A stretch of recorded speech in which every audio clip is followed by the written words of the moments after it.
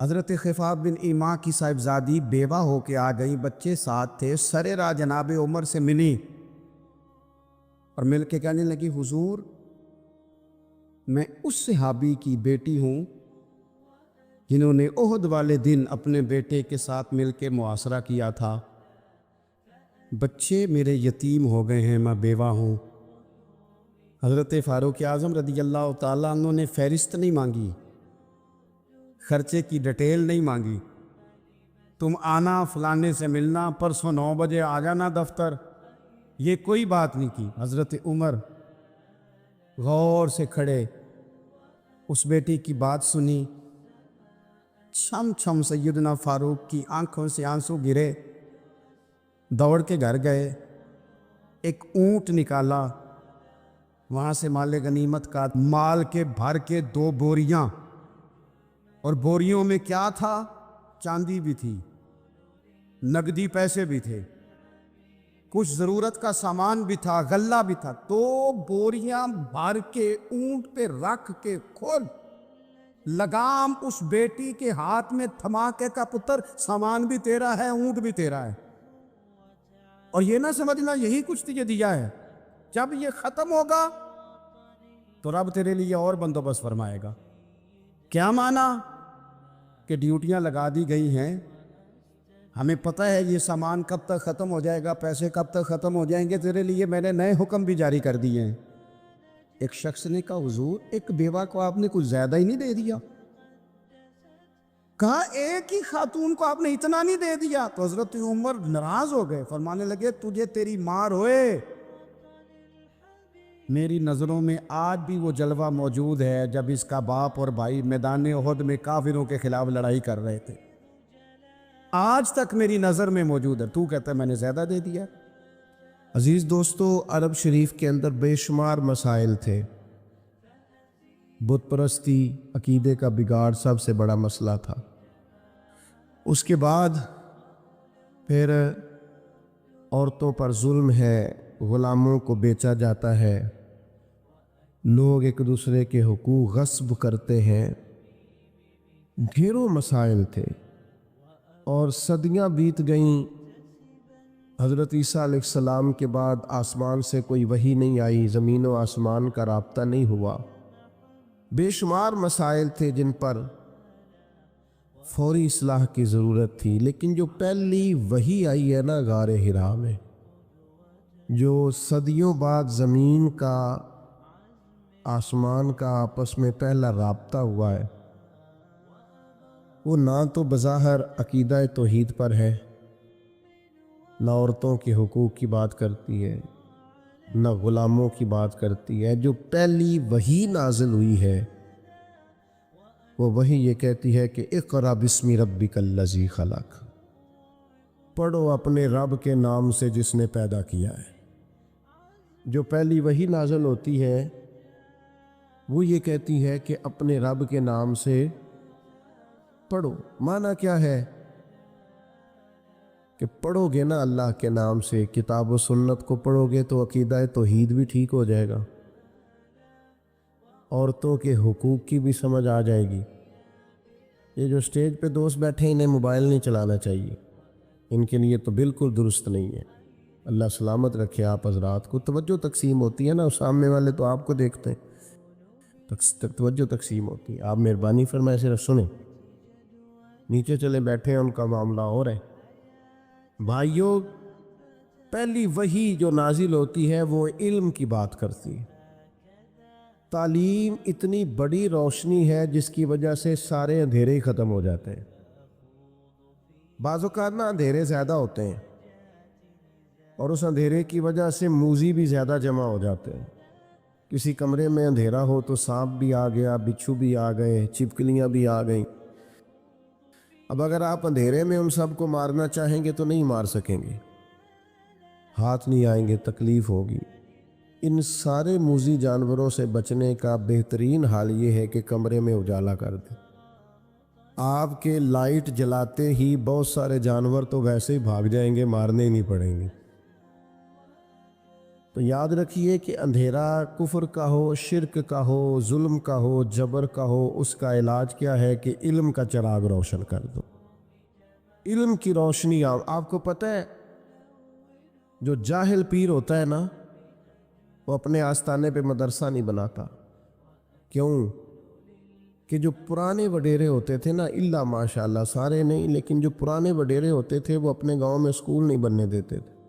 جو جاہل تھے وہ کیوں نہیں بننے دیتے تھے؟ وہ کہتے تھے اگر غریبوں کے بچے پڑھ گئے تو ہماری بھینسوں کو چارہ کون ڈالے گا، پڑھنے نہیں دیتے تھے۔ جاہل پیر اپنے آستانے پر مدرسہ نہیں بننے دیتا، اس کو پتہ ہوتا ہے اگر یہ بچے پڑھ گئے تو مجھے پیر کون مانے گا، میرا تو سودا ہی جہالت کی وجہ سے بکتا ہے، اگر یہ پڑھ گئے تو پھر مجھے تھوڑی مانے گے، ان کو سمجھ آ جائے گی کتاب و سنت کیا کہتی ہے۔ علم کی روشنی، کتاب و سنت کا علم، یہ آپ کو باطنی طور پر توانا کرتا ہے۔ یہ دور آیا ہے لوگ موٹیویٹ ہونا چاہتے ہیں، اس کے لیے موٹیویشنل اسپیکرز کے پاس جاتے ہیں کہ مجھے قائل کر دیا جائے۔ میاں بیوی کے باہمی معاملات ایک بہت بڑا اور اہم ایشو ہوتا ہے۔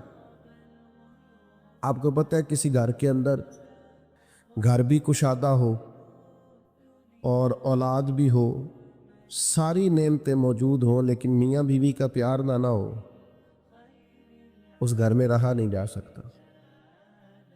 ساری آسانیوں کے باوجود اس گھر میں اذیت ہوتی۔ اب اس پر کتابیں لکھی جاتی ہیں، اب تو باقاعدہ سیشن ہونے لگے ہیں، لوگ موٹیویٹ ہوتے ہیں کہ حقوق کا پتہ چلے، ایک دوسرے کے ساتھ گزارا کیسے کرنا ہے۔ میں کہتا ہوں آپ ساری تعلیمات چھوڑیں، قرآن و سنت سے فیض لیں، آپ کا سینہ روشن کر دے گا۔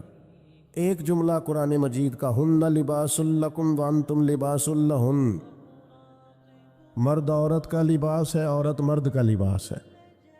یہ ایک جملہ قرآن مجید کا، صرف ایک، مرد عورت کا لباس ہے اور عورت، یہ صرف ایک جملہ سمجھ میں آ جائے نا، آپ کبھی غور کریں تو آپ کو اندازہ ہوگا۔ بڑی باتیں یہاں بڑے خوبصورت پہلو علماء تفسیر نے چھیڑے ہیں۔ 3 باتیں عرض کرتا ہوں۔ علماء نے لکھا ہے مرد عورت کا لباس ہے۔ یہ دیکھیں کتاب و سنت کے علم کی روشنی کا کیا حال ہے۔ مرد عورت کا لباس ہے اور عورت مرد کا لباس ہے۔ فرماتے ہیں پہلی بات یہ ہے کہ گرمی ہو یا سردی ہو، جسم کو موسم کی شدت سے لباس ہی بچاتا ہے۔ آپ یعنی سخت گرمیوں میں بھی لوگ کہتے ہیں سر پہ کپڑا لے لو تاکہ دھوپ کی تمازت سے بچ سکو۔ گرمی ہو یا سردی ہو، موسم کی شدت سے لباس بچاتا ہے۔ تو میاں بیوی بھی ایک دوسرے کو حالات کی شدت سے بچاتے ہیں۔ اس رشتے کی خوبصورتی ہے۔ پھر آپ یہ دیکھیں کہ بعض اوقات جسم پر دھبے ہوتے ہیں، عیب ہوتے ہیں، لباس پہن لیں تو سارے چھپ جاتے ہیں۔ معنی کیا ہے؟ میاں بیوی ایک دوسرے کے عیب چھپاتے ہیں۔ پھر انسان کتنا بھی خوبصورت کیوں نہ ہو، بغیر لباس کے خوبصورت نہیں ہوتا۔ اللہ کرے آپ کو سمجھ آئے۔ لوگ یہ نہیں کہتے بندہ اچھا لگ رہا ہے، کہتے ہیں کپڑے کتنے اچھے لگ رہے ہیں، یہ لباس پہنا ہے اس میں آپ کتنے سجے، کتنے پیارے لگ رہے۔ دین نے کہا میاں بیوی ایک دوسرے کا لباس ہے، مرد بیوی کی وجہ سے سجے گا، عورت خامند کی وجہ سے زینت پائے گی۔ تو قرآن مجید کا جو علم ہے، قرآن مجید کی جو تعلیمات ہیں، کتاب و سنت کے جو ارشادات ہیں، وہ تازہ دم کریں گے۔ جب تک امت قرآن مجید سے رہنمائی لے گی، جب تک امت قرآن مجید کی طرف رغبت کرے گی، حدیث پاک کی طرف توجہ کرے، یہ آسان زندگی گزارے گی۔ لیکن ہم نا برکت کے لیے تو قرآن مجید پڑھتے ہیں، نئی دکان شروع کرتے ہیں لوگ تلاوت کراتے ہیں نا وہاں، کس لیے؟ تلاوت تو اس لیے کرانی چاہیے تھی کہ میں دکان اس طرح چلاؤں گا جس طرح قرآن بتاتا ہے، میں اس طرح تجارت کروں گا جو احکامات، اس لیے کرانی چاہیے تھی نا۔ لیکن عجیب فلسفہ ہے نا، قرآن پڑھایا جا رہا ہے دکان پہ، اور اگر کام سارے وہ ہوں جو قرآن مجید کی تعلیم کے مخالف ہے تو برکت آئے گی قرآن پڑھنے سے؟ آپ تجارت اس طرح کریں جو تعلیم قرآن ارشاد فرماتا ہے، آپ صرف برکت دیکھیں جی میں نے نیا مکان بنایا ہے تو قرآن پڑھا لو، کس لیے؟ آپ یہ بتائیں کہ آپ نے مکان اسی طرح بنایا نا حلال پیسوں کا جو قرآن بتاتا ہے؟ آپ اس میں زندگی اسی طرح گزاریں گے جو قرآن تعلیم دیتا ہے؟ تعلیم قرآن کے مطابق قرآن کہتا ہے یا ایھا الذین آمنوا قوا انفسکم واہلیکم نارا، اے ایمان والو خود بھی جہنم سے بچو اور اپنے گھر والوں کو بھی جہنم سے بچاؤ۔ یہ قرآن مجید گھر بتانے کا طریقہ بتاتا ہے کہ کوئی ایسا کام نہ کرنا جو دوزخ میں لے جائے، تم نے خود بھی بچنا ہے۔ حضرت عمر رضی اللہ تعالیٰ عنہ نے یہ آیت نازل ہوئی تو نبی کریم علیہ السلام سے پوچھا یا رسول اللہ اس کا معنی کیا ہے؟ خود بھی دوزخ سے بچو اور اپنے گھر والوں کو بھی بچاؤ، اس کا کیا معنی ہے؟ تو نبی پاک علیہ السلام نے فرمایا عمر اس کا معنی یہ ہے کہ جن چیزوں کا اللہ رسول تمہیں حکم دیتے ہیں تم اپنے گھر والوں کو ان چیزوں کا حکم دو، اور جن چیزوں سے رب رسول تمہیں منع کرتے ہیں تم اپنے گھر والوں کو ان چیزوں سے منع کرو۔ مطلب کیا ہوا کہ گھر اس طرح چلاؤ جو دین کہتا ہے، اپنے گھر کے اندر نظام وہ نافذ کرو جو قرآن و حدیث کا نظام ہے، جو قرآن و سنت کا پیغام ہے، لیکن لوگ تلاوت کرائیں گے گھر میں برکت کے لیے۔ قرآن کے مطابق گھر چلانے کی کوشش ہے۔ صحابہ کا یہ طریقہ تھا کہ قرآن و سنت کا جو حکم انہیں ملتا تھا اس پر عمل کرتے تھے۔ ہمارے ہاں بڑی برکت ہوتی ہے ماشاءاللہ جی، تلاوت ہو جائے پہلے، اللہ خیر کرے، سیاسی جلسوں میں بھی پہلے تلاوت ہوتی ہے، بعد میں ترجمہ بھی ہوتا ہے۔ او خدا کے بندے ان سے پوچھ کہ تلاوت اور ترجمے کی حد، اور پتہ نہیں کس بیماری کا نام ہے جمہوریت، اور کس خاص افہیم کا نام لوگوں نے رکھ لیا ہے جمہوریت، نہ کسی جماعت میں ہے نہ کسی جگہ ہے، اور پتہ نہیں اسلام تو کسی جمہوریت کا قائل نہیں، اسلام تو خلافت کا قائل ہے۔ اسلام تو کہتا ہے کہ آپ کو کوئی نیا قانون بنانے کی ضرورت ہی نہیں، قانون تو اللہ رسول نے بنا دیے، آپ نائب بن کے ان کا نفاذ کریں، بات ختم ہو گئی۔ اور لوگ اپنا اپنا چورن بیچتے ہیں، اور قوم کو وہ جس زمانے میں غالباً 97 میں یا 99 میں ایک حکومت بدلی تھی، تو میں صبح صبح ایک جگہ پہ اخبار پڑھ رہا تھا تو ایک بابا جی ناشتہ بیچا کرتے تھے، میں نے ان سے کہا آپ کو پتہ ہے رات کی حکومت بدل گئی؟ کہنا پتر جیڑا مرضی آوے میں تے مزدوری کر کے روٹی کھانی، سانوں تے حکومتاں نہ کدے کو فائدہ نظر، محنت کرتے ہیں تو کھاتے ہیں، کہیں نظر نہیں آتا یہ معاملہ کیا ہے۔ تو بھائی یاد رکھیں گے آپ کہ آپ تلاوتیں تو کرا رہے ہیں اسمبلیوں میں بھی، دیگر جگہوں یہ بھی بتائیں کہ قرآن کے نظام کے مطابق چلا رہے ہیں نظم کو۔ قرآن مجید حدیث پاک یہ عمل کے لیے ہے۔ ہمارے ہاں جلسے ہوتے ہیں، کتنے گھنٹے کی تقریر ہوئی؟ 3 گھنٹے کی۔ کتنے گھنٹے کی تقریر ہوئی؟ 2 گھنٹے۔ کتنے گھنٹے کی تقریر ہوئی؟ 1.5 گھنٹے کی۔ اب آپ ساری تقریر چھوڑیں، 5 منٹ اس جو تقریر ہے اس میں سے 5 منٹ والی تقریر پہ عمل کریں، جو بتایا گیا اس میں سے 5۔ میں ایک جگہ پہ بیان کے لیے گیا تو گفتگو میں نے کی، میں آ گیا، اگلے سال وہ دوست پھر آگے کہنے لگے پچھلے سال آپ نے 25 منٹ تقریر کی تھی، عید کی لمبی کیجئے گا۔ میں نے کہا 25 منٹ والی پہ عمل ہو گیا؟ اگر تو 25 منٹ والی پہ عمل ہو گیا تو چلو اس دفعہ 40 منٹ کر لیتے ہیں۔ لیکن اگر ہم نے قرآن و حدیث کو بھی معاذ اللہ کانوں کے ذائقے کے لیے رکھا ہوا ہے، کیا بات کی، بڑا مزہ آیا ماشاءاللہ، وہ عمل کب کرنا؟ صحابہ کرام نے کتاب و سنت کو لیا تو وہ سمجھتے تھے یہی تعلیمات نجات ہے، جو حکم آیا عمل کیا۔ اللہ نے فرمایا لن تنالوا البر حتی تنفقوا مما تحبون،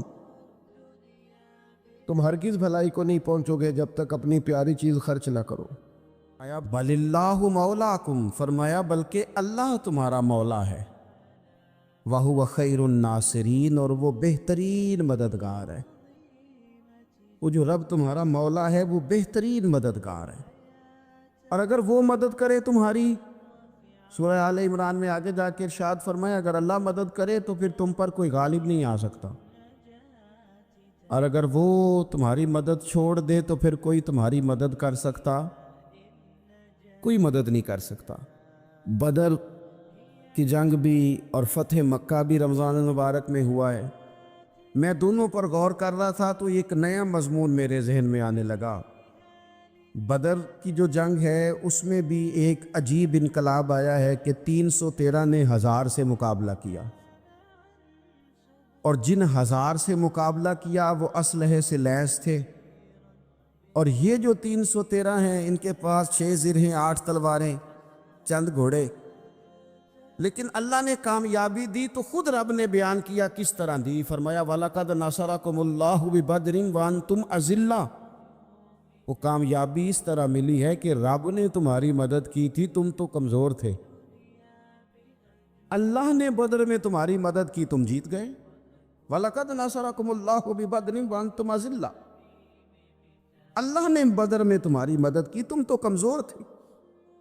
پھر فتح مکہ نصیب ہوئی تو اس میں بھی بہترین منصوبہ بندی نبی پاک علیہ السلام نے فرمائی، بہترین حکمت عملی حضور نے اپنائی، لیکن ہمیں جو اللہ رسول نے بات سمجھائی وہ کیا ہے؟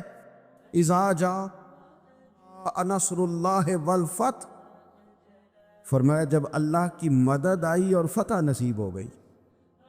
یہ اللہ نے مدد فرمائی تمہاری، یہاں بھی فتح مکہ بھی اللہ کی مدد سے، جنگ بدر بھی اللہ کی مدد سے۔ وہ جو مدد ہے اللہ تعالیٰ کی، جب وہ ہم یہ کرتے ہیں کہ ہم اپنی ساری زندگی سیاست کی نظر کر دیں، ہماری سیاست صرف ملک میں نہیں ہوتی، ہماری سیاست خاندان میں بھی ہوتی ہے، ہم گھر کے اندر بھی سیاست کرتے ہیں، ہم کسی خاص طریقے سے لوگوں کو اپنے پیچھے چلانا چاہتے ہیں، ہم ایک خاص اسلوب اختیار کرتے ہیں کہ لوگ ہمارے پیچھے چلیں۔ اس کا نقصان ہمیں یہ ہوتا ہے کہ سیاست جو ہوتی ہے یہ شطرنج کے ہیر پھیر کی طرح ہوتی ہے، تو اس کے راز بڑی جلدی کھلنے لگ جاتے ہیں، پتہ چل جاتا ہے کہ بندہ مخلص نہیں تھا، سیاست کر رہا تھا، طریقے سلیقے سے اس نے جوڑ کے رکھا ہوا تھا۔ ہم ہر جگہ سیاست کے بل بوتے پر چیزوں کو لے کے چلنا چاہتے ہیں، سیاستیں ناکام ہو جاتی ہیں، سیانے لوگ فیل ہو جاتے ہیں، بچتا صرف وہی ہے جس کے پیچھے رب تعالیٰ کی مدد شامل حال ہوتی ہے۔ اپنی زندگی کے اندر ہم جو کچھ بھی کر رہے ہیں، جس شعبے سے بھی ہمارا تعلق ہے، آج ہم نے اس بات پہ غور کرنا ہے کہ پہلے تو یہ غور کر لیں کہ جو کام ہم کر رہے ہیں کیا وہ کام ایسا ہے کہ اس میں اللہ کی مدد ہمیں ملے گی؟ اگر آپ کوئی معاذ اللہ ناجائز کام کر رہے ہیں، فعل حرام کا ارتکاب کر رہے ہیں، تو اس میں تو مدد الہی آئے گی نہیں۔ پہلے تو یہ دیکھیں جو کر رہے ہیں وہ کام مدد الہی والا ہے، اور اگر اللہ تعالیٰ کی مدد والا وہ کام ہے پھر اس پر غور کریں کہ کیا ہم نے مالک سے مدد کا سوال کیا ہے، ہمیں مدد میسر آ رہی ہے۔ وہ میں نے بزرگوں سے ایک بات سنی تھی، وہ بڑی یاد رہ گئی۔ وہ فرمایا کرتے تھے قابلیت بھی بڑی چیز ہے لیکن قبولیت سب سے بڑی چیز ہے۔ قابل ہونا بھی بڑی بات ہے لیکن زیادہ بڑی بات یہ ہے کہ اس کی بارگاہ میں قبول بھی ہے کہ نہیں۔ اپنی زندگی میں اللہ کی مدد کی طرف بڑھیں، مالک کی مدد کا حصول اختیار کرنے کی کوشش کریں، اللہ کے ساتھ اپنے آپ کو جوڑیں۔ اگر اللہ کی مدد نصیب ہو، یہ جو ہم جتنا ڈرتے رہتے ہیں، سہمے رہتے ہیں، پریشان رہتے ہیں کوئی کیا کر دے گا، ہمارے ہاں نا ہر شعبے میں معاذ اللہ ایک مافیا ہے، الا ماشاء اللہ۔ وہ مافیا کہتا ہے میرے ساتھ ملو گے تو میں چلنے دوں گا ورنہ میں نہیں چلنے دوں گا، مارکیٹ میں آ ہی نہیں سکتا فلانا بندہ چونکہ یہاں ہمارا قبضہ ہے۔ اور میرے بھائی پھر بہت سارے لوگ جن کی نیتیں اور ارادے بڑے اچھے ہوتے ہیں شروع میں، وہ بھی اس مافیا کا شکار ہو جاتے ہیں اور ان کے رنگ میں رنگ جاتے ہیں۔ یاد رکھنا، کسی شخص کی بلیک میلنگ کا کبھی شکار نہ ہونا، کبھی کسی کی میٹھی اور مسجع مکفہ باتوں کا شکار نہ ہونا، کوئی کیا کر سکتا ہے اگر اللہ مددگار ہو تو؟ جس کو رب کریم اٹھانا چاہے اسے کوئی گرا سکتا ہے؟ ہم یہ ڈرے ڈرے سہمے سہمے پریشان پریشان فیصلہ کرنے کی طاقت نہیں، مجھے چلنا چاہیے کہ نہیں، اٹھنا چاہیے کہ نہیں، کرنا چاہیے، اٹھ باندھ کمر کیوں ڈرتا ہے؟ پھر دیکھ خدا کیا کرتا ہے۔ حضرت عبداللہ ابن عباس فرماتے ہیں میرے نبی پاک علیہ السلام نے میری تربیت فرمائی، حضور نے میری تربیت فرمائی، اور محبوب پاک علیہ السلام نے فرمایا عبداللہ یاد رکھنا، یہ نوجوان دوست میری بات لکھ لیں، پریشان لوگ میری بات لکھ لیں، جن کے پاس قوت فیصلہ نہیں وہ اس بات کو لکھ لیں۔ حضرت عبداللہ ابن عباس فرماتے ہیں میرے نبی پاک علیہ السلام نے مجھ سے فرمایا تھا عبداللہ سن، اگر ساری دنیا مل کے تیرا کوئی نفع کرنا چاہے کر نہیں سکتی جب تک میرے رب کی رضا نہ ہو، اور فرمایا ساری دنیا مل کے تیرا کچھ بگاڑنا چاہے تو عبداللہ بگاڑ نہیں سکتی جب تک رب کریم کی حکمت کا تقاضا نہ ہو۔ لوگوں سے ڈرنا، لوگوں کی طرف دیکھنا، ماحول دیکھ کے اپنے راہ کا تعین کرنا، ہر بندے کے خیالات کے مطابق ڈھلنے کی کوشش کرنا، فلانا نہ ناراض ہو جائے، فلانا نہ ناراض ہو جائے، وہ جس نے ہونا ہو جائے، بس رب رسول ناراض نہ ہو۔ اپنی زندگی میں اپنے مالک کو مولا جان کے، بل اللہ مولاکم، اللہ تمہارا مولا ہے، وَهُوَ خَيْرُ النَّاصِرِينَ، وہ بہترین مددگار ہے۔ توجہ جب بھی کریں رب کی جانب کریں، اپنے دل کا قبلہ درست رکھیں، سوچوں کے زاویے سیدھے رکھیں۔ میرے بھائی، مالک جب بندوبست کر دے نا، جب مالک بندوبست کر دے، پھر ایسا بندوبست کرتا ہے کہ لوگوں کے پاس نا چارہ نہیں رہتا۔ حضرت مریم رضی اللہ تعالی عنہا پاک باز تھی، مسجد میں رہی تھی، پر مالک کی حکمت کے تقاضے بڑے عجیب ہیں نا۔ پھر جناب مریم کو اللہ تعالیٰ نے بغیر شوہر کے اولاد عطا کر دی۔ یہ بات ہی ایسی تھی، کسی نے کہا تھا کہ مخلوق تو فنکار ہے اس درجہ کے پل بھر میں سنگے در کعبہ سے بھی اصنام تراشے، تم کون ہو کیا چیز ہے داغ کبابی، لوگوں نے تو مریم پہ بھی الزام تراشے۔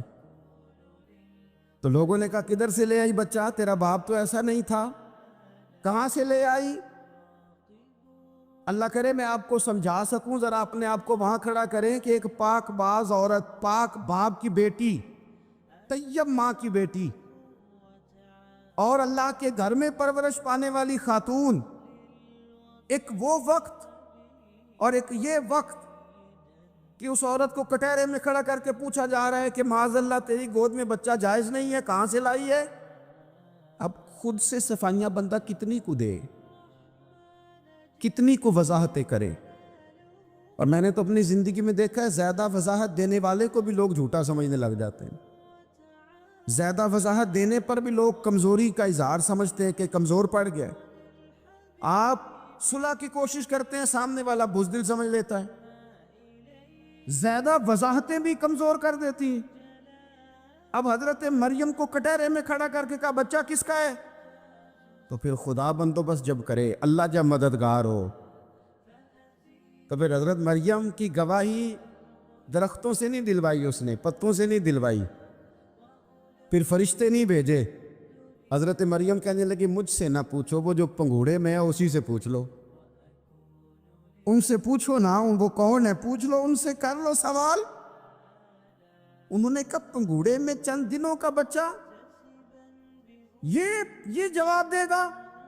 مددگار تھا رب، ان کی برات کا اعلان کرنا تھا مالک نے، اور جب مالک اعلان کر دے، جب مالک تیری صفائی دینا چاہے، جب مالک تجھے دنیا کے سامنے نکھارنا چاہے، تو پنگوڑے میں لیٹے حضرت عیسیٰ بول کے کہنے لگے انی عبداللہ آتانی الکتاب، فرمایا میں اللہ کا بندہ ہوں، رب نے مجھے کتاب عطا کر کے نبی بنا کے دنیا میں بھیجا ہے، میں اللہ کا بندہ ہوں، کتاب لے کے آیا ہوں، نبی بن کے آیا ہوں۔ پھر پنگوڑے سے اعلان ہو گیا، پھر بچہ بول پڑا۔ اور یہ ایک دفعہ نہیں بات ہوئی، یہ بنی اسرائیل میں ایک جریج نام کے شخص بھی تھے جو نماز پڑھ رہے تھے، بعض نے لکھا ہے نفل نماز تھی، اماں نے پکارا تو آئے نہیں، تو ماں کے منہ سے نکل گیا تو اتنی دیر تک مرے گا نہیں جب تک کسی بے حیا عورت کا منہ نہ دیکھ لے۔ تو وہ عبادت گزار تھے، لیکن لوگوں نے ان کی عبادت، ریاضت، پرہیزگاری کو نہیں دیکھا، بس ایک عورت کو بھیج کے الزام لگوا دیا۔ وہ عورت آیا جایا کرتی تھی، اب آ جاتی ہیں عورتیں، مسئلہ پوچھنے کی نیت سے بھی آ جاتی ہیں۔ ماحول میں کچھ جگہ ایسی بھی ہیں جہاں عورتیں دم کرانے کے بہانے آ جاتی ہیں۔ وہ خاتون آتی جاتی تھی، اس خانقاہ پہ، آستانے پہ، یہ بخاری میں موجود ہے، پھر اس نے کہا میری گود میں جو بچہ ہے یہ انہی کا ہے۔ مجھے بتائیں کیسے بندہ وضاحت دے؟ حالات خراب ہو گئے، لوگ کٹیا جلانے لگے، ماحول اور طرح کا بن گیا۔ میرے نبی پاک علیہ الصلوۃ والسلام فرماتے ہیں پھر اس رب کے بندے نے کہا مالک تو کریم ہے، تیری مشیت کا تقاضا آیا جو میری ماں نے جملے بولے تھے، پر اب میں وضاحت دینے کے قابل نہیں رہا، اب تو ہی کرم کرے گا تو دروازہ کھلے گا۔ تو وہ چند دنوں کا بچہ پنگوڑے میں بول کے کہنے لگا میں اس درویش کا نہیں، میں تو فلانے چرواہے کا بچہ ہوں، وہ جو بکریاں چراتا ہے۔ رب کی مدد کو پکارے، اپنے ساتھ اپنے مالک کی مدد کو شامل کریں، تھوڑے رزق پر بھی گزارا اچھا ہونے لگ جائے گا۔ سارے لوگ آپ کو گرانے کی تدبیریں کر رہے ہوں گے اور مالک آپ کو عزتیں عطا فرما دے گا، اس کی بارگاہ سے حکمت کا تقاضا اور ہو جائے گا۔ ہم نے ساری زندگی لوگوں کو راضی کرنے میں گزار دی، ساری زندگی بڑھاپا آ گیا بچوں کو پالتے، اور بچوں نے آخری عمر میں کہہ دیا ابا اگر کوئی ڈھب کا کام کر لیتے تو آج ہمارے دن بھی پھر نہ جاتے۔ ساری زندگی گزار دی بہن بھائیوں کو راضی کرنے میں، ساری زندگی گزار دی ذمہ داریاں اٹھانے میں، ان کو 99 دفعہ دیا، ایک دفعہ نہیں دیا تو انہوں نے کہہ دیا تو نے تو کبھی دیا ہی نہیں، تو تھا ہی نہیں۔ ساری زندگی محلے داروں، علاقے والوں کو راضی کرنے میں گزار دی۔ اور میں نے ایسے لوگ بھی دیکھے دین کے لیے وقت گزارا، لیکن جب بڑھاپے میں دانت کام نہ کرتے تھے تو وقت کے مفتیوں کو بھی مسجدوں کی کمیٹیوں نے کہہ دیا اب آپ کی سمجھ نہیں آتی، ہم نے خطیب کو یور رکھنا ہے، نہ دیکھو دنیا کی طرف، دنیا رلا دیتی ہے، ناراضی کرو بندوں کو، بندے تھکا دیتے ہیں، نہ پیچھے بھاگو ہر وقت دنیا داروں کے، یہ انسان کو کمزور کر دیتے ہیں، وہ تو کریم ہی بڑا ہے، 2 آنسو زمین پر بعد میں گرتے ہیں، بندے کے گناہ سارے پہلے معاف فرما دیتا ہے۔ اللہ کی مدد کا حصول، اپنے مالک کی مدد کی طرف بڑھنا، آپ کو بدر کی جنگ بھی یہی درس دے گی، آپ کو احد کا میدان بھی یہی سبق دے گا، فتح مکہ بھی یہی سبق دے گا۔ میرے دوستو، جب رب مدد فرمائے، جب اللہ مددگار بنے، دوستوں سے ایک بات اکثر کرتا ہوں، میں کہتا ہوں کہ جتنے درد سے آپ امیر کو اپنی کہانی سناتے ہیں نا، اور جس طرح آپ کے آنسو بات کرنے سے پہلے گر جاتے ہیں کہ غریب ہیں، بچیاں ہیں، کاروبار میں، او میرے سنگیو، اس سے آدھے آنسو اپنے رب کی بارگاہ میں بکھیرو، اس کے حضور عرض گزار ہو جاؤ، اس سے طلب کرو۔ ایک وقت انسان پر زندگی میں ایسا آتا ہے کہ اسے یوں محسوس ہوتا ہے کہ میرا سایہ بھی ذرا سا پیچھے ہٹ گیا ہے، اسے یوں لگتا ہے کہ میں کسی سہارے پہ ہاتھ ڈالتا ہوں تو وہ بھاگ جاتا ہے مجھ سے، لیکن مالک کی بارگاہ ایسی عظیم بارگاہ ہے، رب رسول کے آستانے اتنے بڑے ہیں کہ آپ جب وہاں کشکول طلب دراز کرتے ہیں تو جھولی پھیلانے میں دیر لگتی ہے، ان کو بھرنے میں تو کوئی دیر نہیں لگتی۔ ہم نے اپنا سوچ کا قبلہ ہی دنیا کو بنا لیا۔ یہ جو اللہ والوں کی مدد ہے یہ تو اللہ ہی کی مدد ہے، لیکن یہ جو سیٹھوں کی طرف توجہ کرنا، نوابوں کی طرف توجہ کرنا، دنیا داروں کی طرف توجہ کرنا اور اپنا مزاج اس طرح کا بنا لینا، یارو گردن کو جھکا دیتا ہے خیرات کا پتھر، جہاں میں مانگنے والوں کے سر کبھی اونچے نہیں ہوتے۔ اور اقبال کہتے ہیں غیرت ہے بڑی چیز جہان تگ و دو میں، پہناتی ہے یہ فقر کو تاج سردارا۔ میں عرض کروں گا کہ اپنی آپ جب توجہ کا قبلہ اللہ رسول کو بنائیں گے تو رب فرماتے وَيَرْزُقْهُ مِنْ حَيْثُ لَا يَحْتَسِبُ، میں نہ تجھے وہاں سے رزق دوں گا جہاں سے کبھی تیرا گمان بھی نہیں کیا ہوگا کہ یہاں سے بھی مل سکتا ہے، تو نے سوچا بھی نہیں ہوگا۔